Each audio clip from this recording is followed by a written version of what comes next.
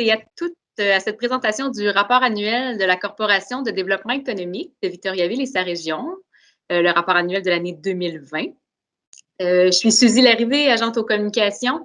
Je suis en compagnie, évidemment, de notre directeur général, M. Vincent Guay, et de mes collègues de l'équipe de coordination. Et je tiens également à souligner la présence de M. André Bellavance, président de la CDEVR et maire de Victoriaville, et M. Alain Saint-Pierre, qui est préfet de la MRC d'Arthabasca et maire de Saint-Albert.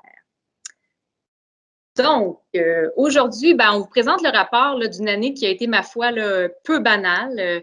Mes collègues auront l'occasion de vous présenter quelques faits saillants de l'année dans chacun de leurs secteurs.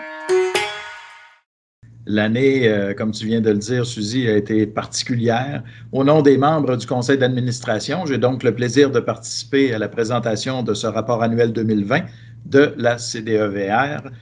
Évidemment, chaque rapport annuel met de l'avant ses éléments de fierté. Le rapport annuel 2020 n'y fait pas exception, mais évidemment, il a un cachet bien particulier en raison de l'année que nous avons vécue. En effet, l'année 2020 a démontré la capacité de l'équipe de la CDEVR de se serrer les coudes et de soutenir encore plus nos entreprises. L'histoire que nous vous partageons aujourd'hui débute en janvier 2020. Le conseil d'administration adoptait à ce moment un plan de travail proposé par l'équipe de la CDEVR.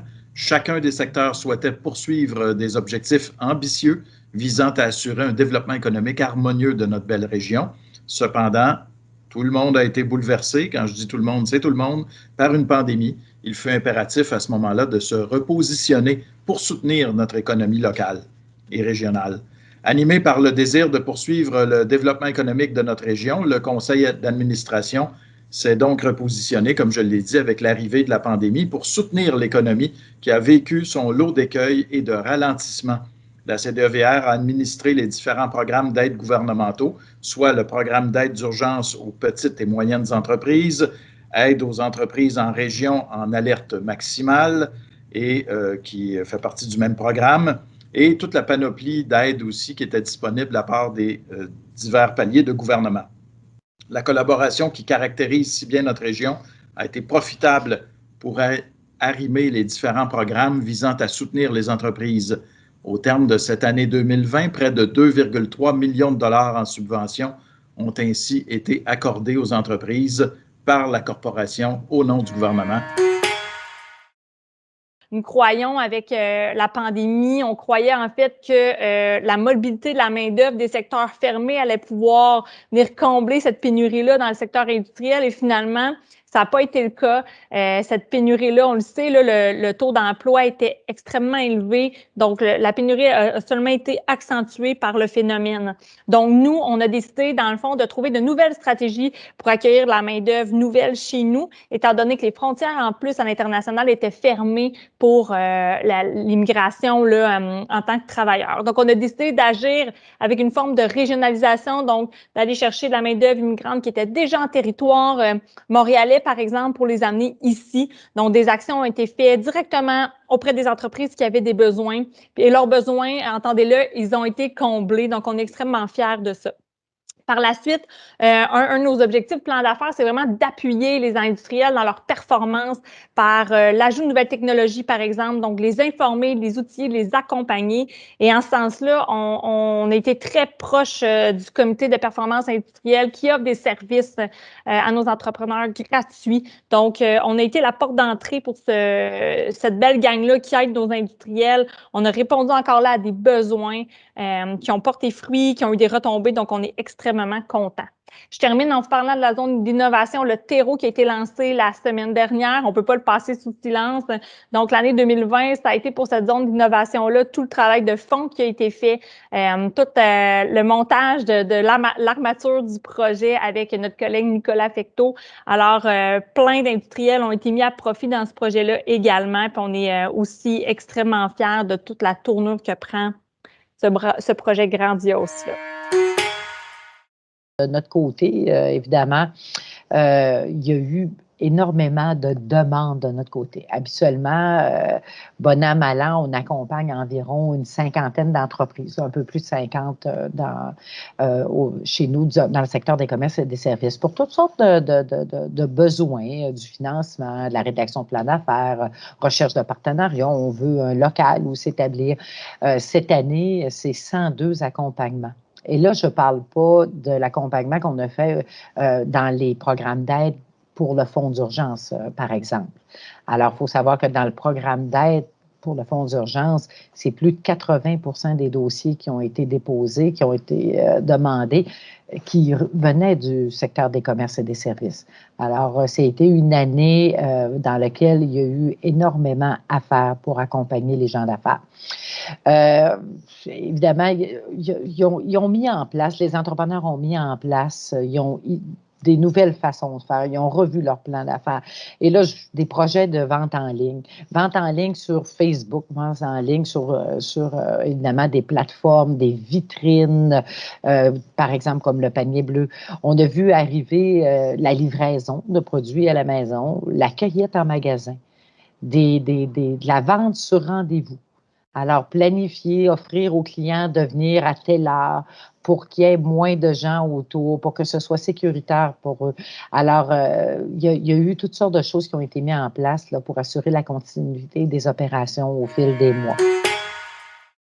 Évidemment, en termes de saison touristique comme telle, ça n'a pas été simple. D'une part, nos grands événements ne sont pas tenus. Ils étaient tous interdits de production par la santé publique.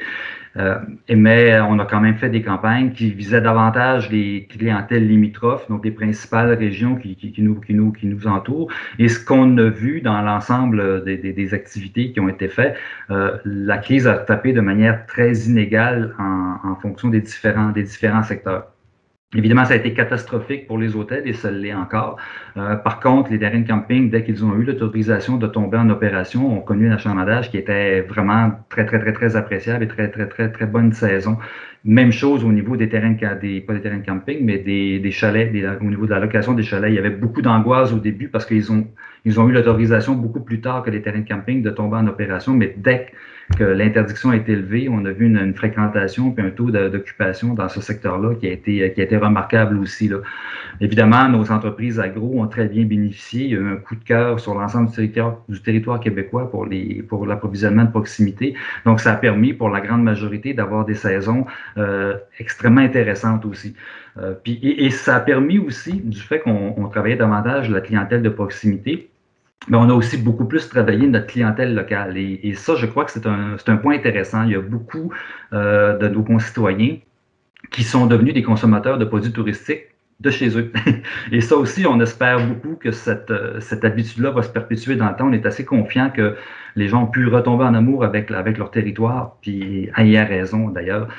Alors, au final, sur une année qui a été vraiment en dents de scie pour plusieurs, on finit avec une note qui est somme toute assez positive et je pense très bien positionnée pour ce qui s'en vient. C'est la naissance, la première année d'Arta Récolte, qui est justement le fruit de collaboration partenaire des producteurs agricoles, collaboration des entreprises de transformation, sécurité alimentaire. Donc, on l'a lancé avec les saines habitudes de vie, avec le CIUS également. On a lancé un beau projet porteur pour la région. Arta Récolte, on a une année extraordinaire. On parle de 13 tonnes de produits récupérés qui auraient été perdus dans les champs des producteurs. Il y a eu un beau retour pour les producteurs, une belle participation. Bénévole cueilleurs, je dis bénévole, il y a eu un retour, mais ils étaient présents. On a senti un engouement, une présence. Puis également les entreprises de transformation qui recueillaient les fruits qu'ils travaillaient et qui retournaient en sécurité alimentaire. Cette année, projet particulier qui a eu lieu au niveau régional, on a lancé la marque Centre du Québec Goûtésie, relancé la marque en épicerie. Donc, on parle de 37 producteurs à travers le centre du Québec dans 11 épiceries. Ici, c'était IGA Martin qui a participé, IGA de Rocher à Warwick et Provigo à Victoriaville qui ont participé, qui ont mis de l'avant les produits locaux. Je parle également du 3e année de Rendez-vous gourmand. Cette année, la CNVR a été mandatée pour déployer ça. un petit beau projet qu'on enracine dans le territoire, qu'on enracine au centre-ville de Victoriaville. Une occasion unique pour la MRC d'Arthabasca puis pour les consommateurs de rencontrer les producteurs agricoles. Un autre rôle d'accompagnement. C'est important de le faire parce qu'on l'oublie, on travaille beaucoup des projets régionaux, mais l'accompagnement cette année, tout de même hors contexte pandémique, on parle quand même de 59 entreprises accompagnées à différents niveaux, référencées pour faciliter leur projet d'entreprise. On parle de démarrage, on parle de beaux projets qui vont créer pour moi une identité régionale, locale. Nous, au niveau de la démarche des deux programmes qui existent là, depuis 2014, on a 7 nouvelles entreprises là, qui ont adhéré au programme, même durant la pandémie, donc pour adopter des pratiques d'affaires plus éco-responsables. Et on a aussi 8 organisations qui étaient déjà testées, qui ont renouvelé leur engagement. Le programme de démarche des deux là, se fait toujours sur des cycles de 3 ans parce que les entreprises qui adhèrent renouvellent leur engagement et s'engagent toujours à poser de nouvelles actions liées au développement durable. Par rapport à l'écoparc industriel Daniel Godreau, il y a eu plusieurs développements aussi en 2020. D'abord, il y a eu la connexion de la piste cyclable entre l'écoparc et le réseau cyclable de la ville de Victoriaville. Puis, on a aussi accueilli 2 nouvelles entreprises dans l'écoparc, soit Plomberie 2000 et le complexe Victotech, qui est un condo industriel et qui lui-même a quelques occupants au sein de son bâtiment. Et puis, dernier point là, saillant au niveau du développement durable, je rappelle que la CDVR collabore de très près aux activités de la Corpo de développement durable, que particulièrement de 2016 à 2020, elle a eu le mandat de coordonner les activités de cette organisation-là. Aujourd'hui, la CDD a le vent un peu dans les voiles et pilote de plus en plus de projets liés au développement durable. Et un des projets qu'elle pilote et qu'elle déploie sur les territoires d'Arthabasca et de l'érable, c'est un service en économie circulaire pour les entreprises du territoire. Et c'est un projet auquel aussi est associé et dans lequel aussi la Corpo économique investit. Alors, ça fait le tour pour le topo DD.